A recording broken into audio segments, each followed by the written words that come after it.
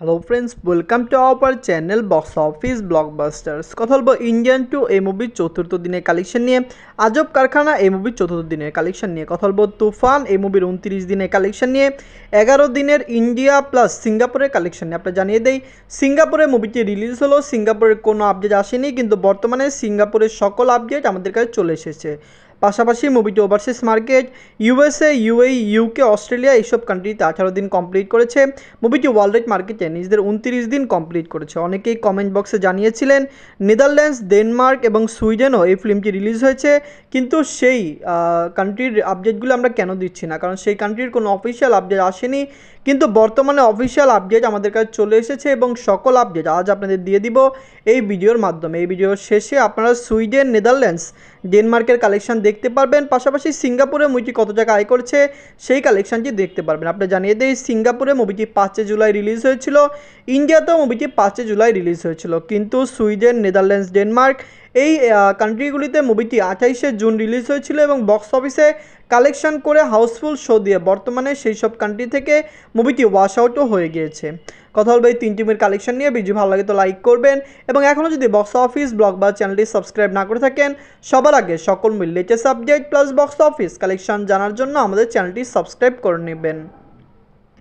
প্রথমত বলবো Indian to নিয়ে। বাজেট হলো 250 কোটি রুপি। লিডার আপনারা জানেন বিশ্বনায়ক কামাল হাসান স্যার, আমি চতুর্থ দিন কমপ্লিট করে নিয়েছে।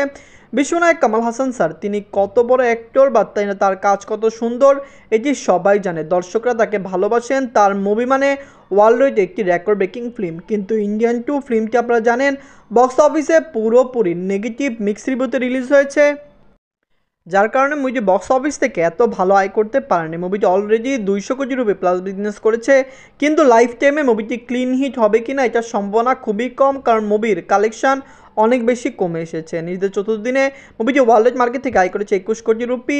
টোটাল কালেকশন হলো 207 কোটি রুপি। আপনারা জানিয়ে দেই, ইন্ডিয়ান টুকে ক্লিন হিট হতে হলে বক্স অফিসে 400 কোটি রুপি প্লাস বিজনেস করতে হবে।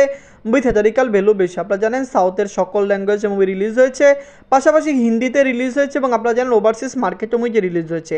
ওভারসিজ মার্কেটে ইন্ডিয়ান টু ক্লিন হিট হয়ে যাবে, কারণ ওভারসিজ মার্কেটের মুভির যেরকম থিয়েটারিক্যাল ভ্যালু সেটি মুভি অলরেডি পার করে নিয়েছে। এনকাদল বা আজব কারখানা নিয়ে। বাজেট হলো 2,50,00,000 টাকা। লিডার আপনারা জানেন পমব্রত স্যারের চতুর্থ দিন কমপ্লিট করে নিয়েছে। আজব কারখানা আপনারা জানেন বাংলাদেশ থেকে রিলিজ হয়েছে। বক্স অফিসে মুভির রিভিউ পজিটিভ আসলো, খুবই কম সিনেমা হলে মুভি রিলিজ হয়েছে। প্রতিদিন মুভিটির 40টির মতো শো চলছে, যার থেকে বেশি শো চললে বক্স অফিসে মুভির কালেকশন বাড়তে পারে। দর্শকরা এই মুভিকে সাপোর্ট করবে। আজব কারখানাকে যদি ওয়েস্ট বেঙ্গলে রিলিজ করা হয়, ওয়েস্ট বেঙ্গল থেকে মুভিটি একটি ভালো কালেকশন করতে পারে, কারণ আপনারা জানেন পমব্রত স্যার ওয়েস্ট বেঙ্গল থেকে এসেছেন এবং তার সেখানে ভালো ফ্যান বেস রয়েছে। নিজেদের চতুর্থ দিনে মুভিটি বাংলাদেশ থেকে আয় করেছে 4 লক্ষ টাকা। টোটাল কালেকশন হলো 28 লক্ষ টাকা। আপনারা জানিয়ে দেয়, আমরা এক্সপেক্ট করছিলাম মুভিটি বাংলাদেশ থেকে 1 কোটি টাকা প্লাস বিজনেস করবে, কারণ পমব্রত স্যার এটি তার প্রথম মুভি নয়, তিনি এর আগেও 4টি বাংলা মুভিতে কাজ করেছেন, যেই ফিল্মগুলি বাংলাদেশে ভালো কালেকশন এনে দিয়েছে। আজব কারখানা বক্স অফিসে কত টাকা আয় করতে পারে এটি লাইফ টাইমেই দেখা যাবে। যদি ওয়েস্ট বেঙ্গলে ফিল্মটি রিলিজ হয়, আমরা আশা করছি ওয়েস্ট বেঙ্গল থেকে মুভিটি ভালো কালেকশন এনে দিবে।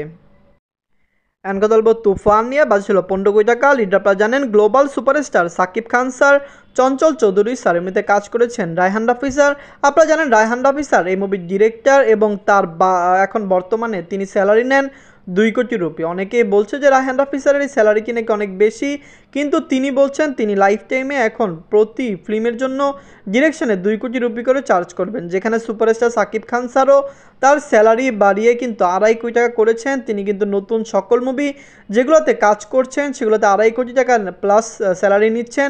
পাশাপাশি তিনি সেই সকল ফিল্মই চুজ করছেন যেগুলোর ভালো ফিল্ম প্লাস বিগ বাজেটের ফিল্ম, কারণ আপনারা জানেন বর্তমানে যেরকম মার্কেট তিনি ধরেছেন, তিনি বিগ বাজেটের ফিল্ম না করলে লো বাজেটের কোনো ফিল্ম এরকম মার্কেটে টিকতে পারবে না। যাই হোক, তুফান নিজেদের 29 দিনে বাংলাদেশে আয় করেছে 49 লক্ষ টাকা।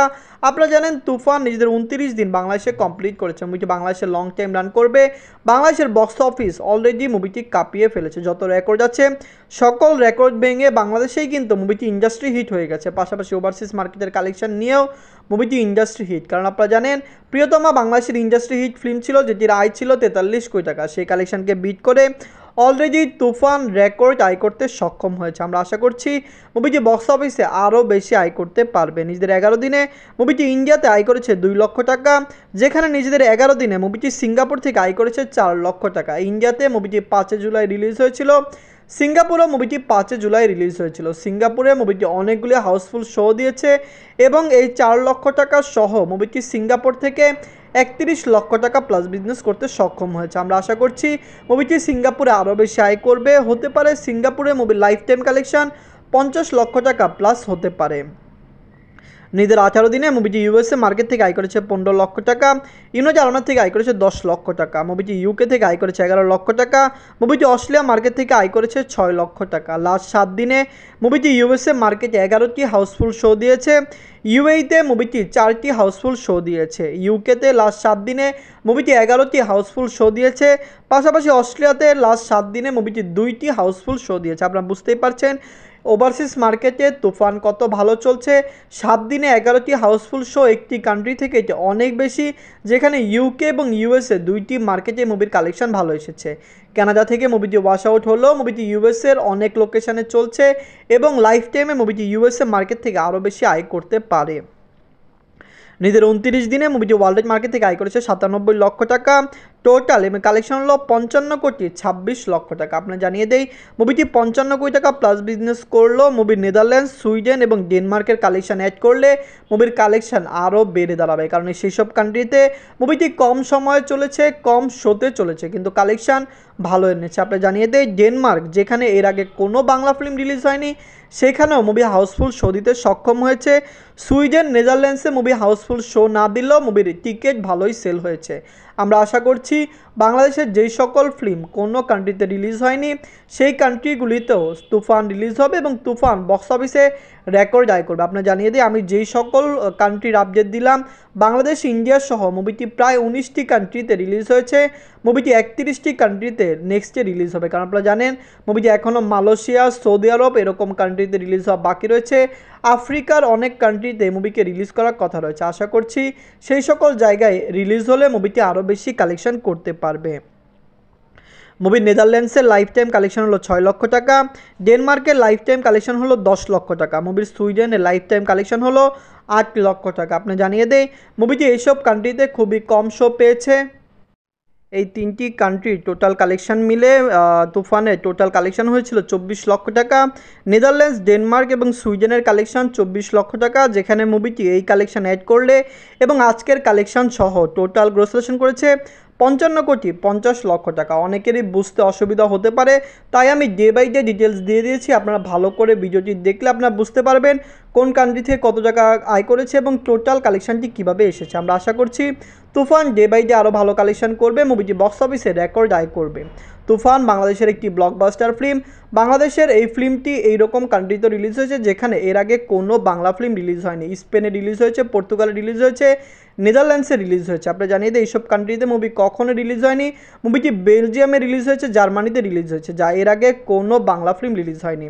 তুফান, আজব কারখানা এবং ইন্ডিয়ান 2 এই 3টি মুভির মধ্যে সবচেয়ে বাংলা মুভি কোনটি কমেন্ট করে জানিয়ে দিন। ধন্যবাদ।